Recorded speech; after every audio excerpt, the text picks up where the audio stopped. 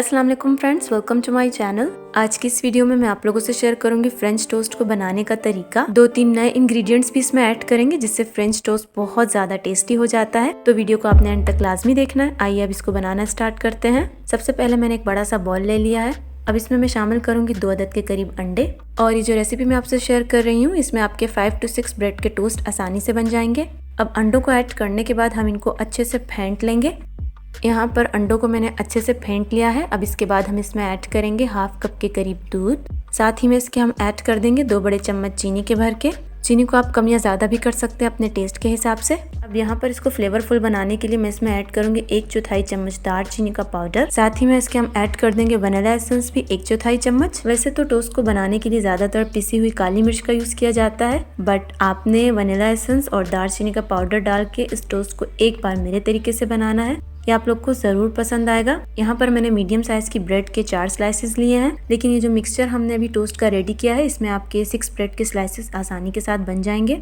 Toast बनाने से पहले आपने अंडों के मिक्सचर को एक बार अच्छे से फिर से मिक्स कर लेना है, क्योंकि दालचीनी का जो पाउडर है वो नीचे बैठ जाता है। मिक्स करने से जो नीचे बैठा हुआ पाउडर होगा वो ऊपर आ जाएगा। फिर उसके बाद आपने ब्रेड को अंडों के मिक्सचर में हल्का सा दोनों साइडों से इस तरह से डिप करना है।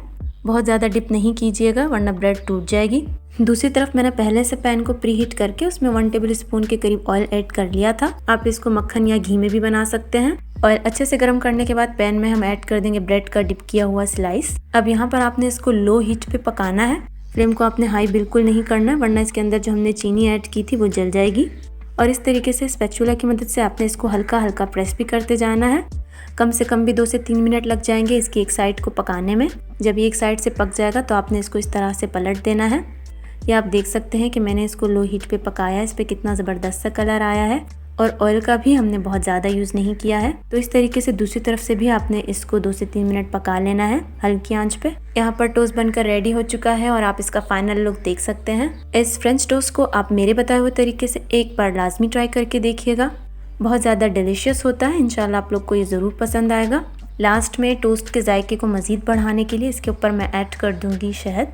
अगर आपके पास शहद अवेलेबल नहीं है तो आप पिसी हुई चीनी को भी हल्का सा छन्नी की मदद से इसके ऊपर स्प्रिंकल कर सकते हैं। इससे भी टोस्ट का जायका और बढ़ जाता है और ये बच्चों को स्पेशली बहुत ज़्यादा पसंद आता है। लास्ट में अगर आपको आज की मेरी ये वीडियो पसंद आई है तो इसे लाइक ज़रूर कर दीजिएगा। और अगर मेरे चैनल पर न्यू है तो मेरे चैनल को प्लीज़ सपोर्ट कीजिए सब्सक्राइब करके। फिर मिलूंगी आपसे एक और आसान सी रेसिपी के साथ। तब तक के लिए मुझे दीजिए इजाज़त। अल्लाह हाफिज़।